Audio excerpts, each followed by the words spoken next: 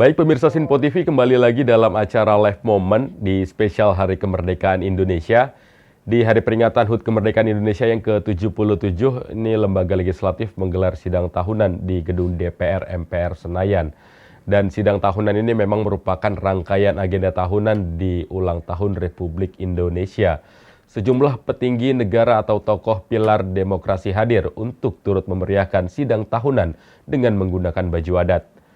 Untuk melihat bagaimana situasi langsung di lapangan, kita sudah terhubung dengan reporter Sinpo TV, Sri Dewi Andayani yang berada di Nusantara 2 dan Andi Muhammad Rezaldi yang berada di depan gedung Kura-Kura. Kita ke Dewi terlebih dahulu. Halo, selamat siang Dewi. Ya, selamat siang Ricky.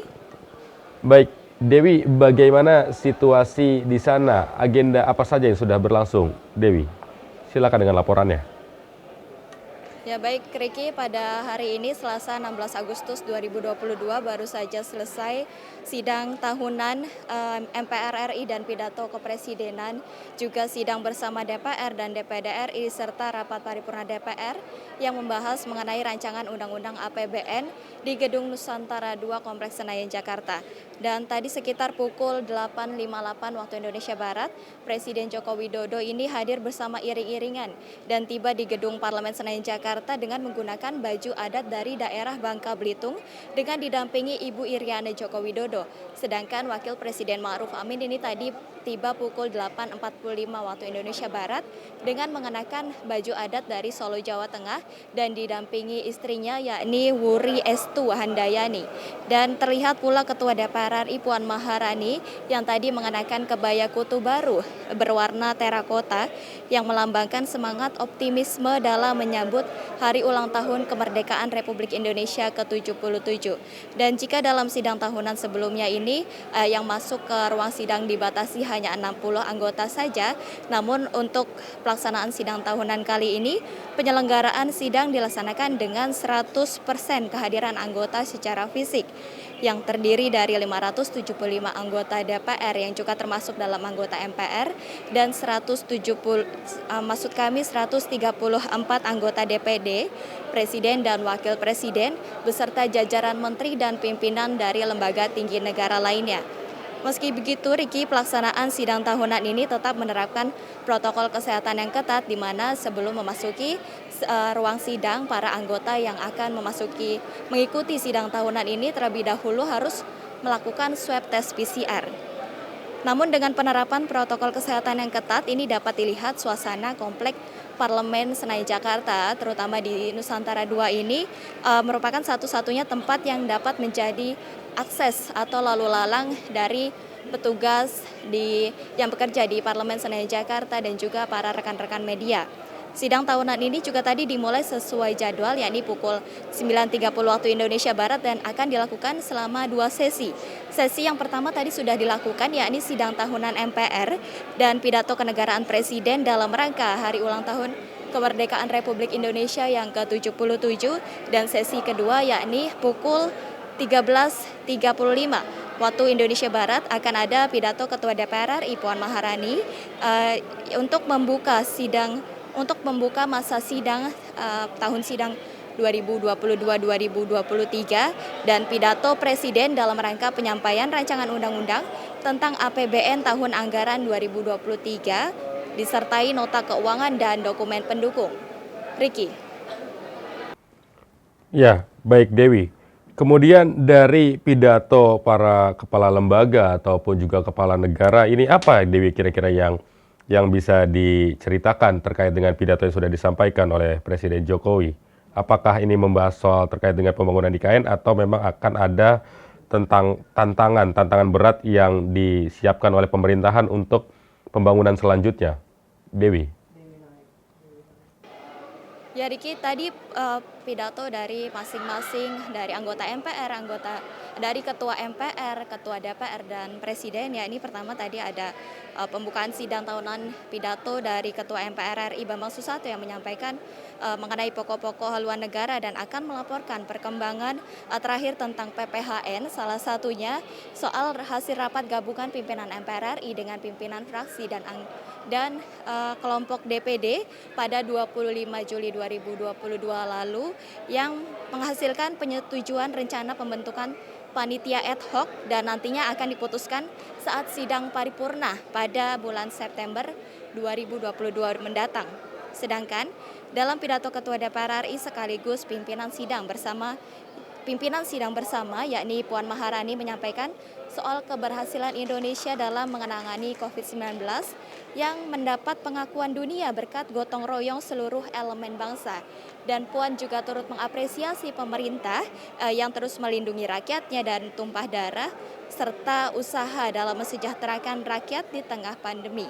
Dan tak hanya itu, tadi Puan juga berbicara mengenai dukungan DPR untuk pembangunan IKN dan Kalimantan Timur sebagai bagian dari agenda strategis nasional dan ia berharap IKN dapat menjadi penggerak ekonomi bangsa Indonesia di masa mendatang. Dan setelah pidato Puan tadi kemudian dilanjutkan dengan pidato Presiden Joko Widodo yang menyampaikan laporan kinerja lembaga-lembaga negara dan pidato dalam rangka hari ulang tahun ke-77 kemerdekaan Indonesia. Dan dalam pidatonya tadi juga Jokowi langsung mengingatkan tantangan berat yang saat ini dihadapi oleh Indonesia dari mulai krisis kesehatan akibat pandemi COVID-19 yang belum sepenuhnya pulih dan perekonomian dunia yang belum sepenuhnya bangkit. Ia juga menyampaikan dampak krisis pangan, energi, dan keuangan yang diakibatkan oleh perang yang diakibatkan oleh antara kedua negara yakni Rusia dan Ukraina. Kembali ke studio, Riki. Ya, baik.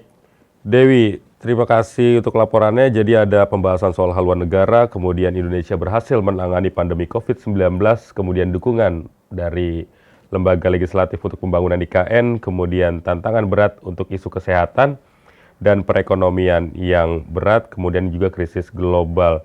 Itu mungkin kira-kira yang sudah disampaikan dari kepala negara dan kepala lembaga dalam pidatonya. Dan kita sekarang ke Andi Muhammad Rezaldi yang berada di depan gedung Kura-Kura Senayan. Andi, bagaimana situasi saat ini di sana? Andi, apakah masih ada tokoh-tokoh negara yang berada di sana? Andi, silakan dengan laporannya.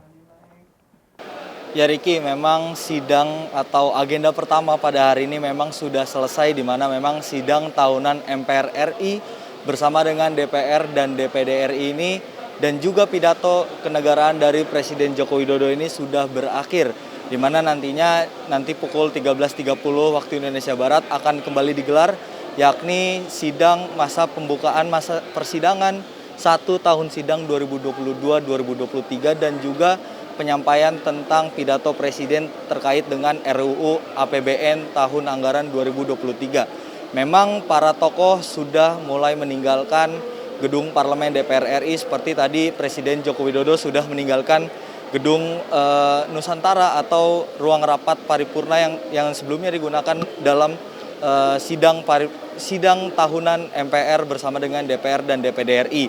Nah, untuk sekarang kondisinya yakni pengamanan masih dilakukan oleh pasukan pengamanan Presiden karena nantinya Presiden Joko Widodo akan kembali datang ke gedung Parlemen DPR RI untuk mengikuti agenda kedua, yakni sidang pembukaan masa persidangan 1 tahun sidang 2022-2023 maksud kami.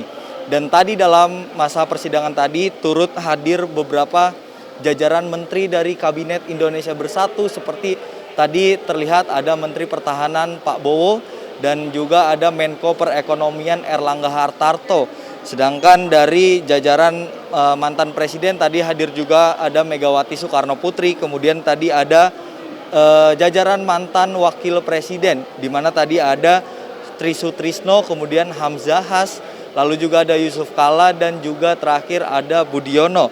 Lalu untuk peserta rapat atau peserta sidang tahunan MPR RI bersama dengan DPR dan DPD tadi juga hadir perwakilan dari Duta Besar Negara Sahabat, yakni sebanyak 103 duta besar negara sahabat. Lalu juga tadi ada beberapa ketua umum partai juga turut hadir dalam sidang tahunan MPR RI ini, di mana tadi dapat dilihat ada Surya Paloh yang yakni merupakan ketua umum dari Partai Nasdem, kemudian juga tadi ada Agus Harimurti Yudhoyono yang juga hadir dalam kesempatan pada hari ini. Riki. Ya, baik Andi. Sejumlah tokoh negara turut hadir di sidang tahunan di Gedung DPR MPR Senayan, Jakarta. Dan apakah nantinya mereka akan kembali lagi dan apakah tadi dia juga mengenakan baju adat untuk turut memeriahkan sidang tahunan ini? Andi? Ya Riki, memang beberapa tokoh sudah meninggalkan, namun nanti di agenda kedua yakni di rapat pembukaan masa persidangan 1 tahun sidang 2022-2023 ini nantinya para anggota DPR maupun dari DPD dan juga MPR nanti akan kembali lagi ke ruang rapat Nusantara. Karena nantinya Presiden Joko Widodo akan kembali untuk menyampaikan pidato kenegaraannya terkait dengan RUU tentang rancangan undang-undang APBN tahun anggaran 2023, di mana memang para anggota sekarang sedang break kondisinya, dan untuk para rekan-rekan media masih menunggu agenda selanjutnya. Dan untuk baju adat tadi sudah kita lihat bersama-sama bahwa Presiden Joko Widodo dengan mengenakan baju adat Bangka Belitung dan ditemani oleh sang istri Ibu Negara Iriana Joko Widodo. Kemudian juga Wakil Presiden yang mengenakan baju adat dari Solo, Jawa Tengah dengan ditemani sang istri. Kemudian juga tadi Ketua DPR Puan Maharani juga ikut memeriahkan dengan mengenakan kebaya. Dan ini memang menjadi pakaian yang sering digunakan oleh para pejabat dalam rapat tahunan MPR, DPR, DPD RI. Riki. Ya, baik Andi, kita tertarik dengan penampilan dari para menteri. Bagaimana dari para menteri ini? Apakah mereka mengenakan baju adat juga atau hanya beratribut jas lengkap atau formal? Andi? Ya Riki, memang tadi beberapa jajaran menteri seperti Menteri Pertahanan Pak Bowo dengan memakai baju kelengkapan seperti jas ya, layaknya Bapak Negara. Kemudian juga tadi ada Erlangga Hartarto yang juga mengenakan jas lengkap dengan dasi dan lain-lainnya seperti peci. Memang dalam pantauan saya tadi jajaran menteri yang juga sebagai ketua umum partai beberapa memang mengenakan jas lengkap. Namun berbeda dengan beberapa menteri yang wanita, di mana para menteri yang wanita ini menggunakan kebaya dari berbagai daerah. Riki. Baik, Andi Rezaldi melaporkan dari depan Gedung Kura-Kura Senayan, kemudian juga sebelumnya ada Sri Dewi Andayani yang melaporkan dari Gedung Nusantara 2. Terima kasih untuk laporannya, teman-teman. Selamat bertugas kembali. Ya baik, pemirsa, terima kasih untuk penyaksiannya dalam tayangan live moment di spesial Hari Kemerdekaan Indonesia yang ke-77.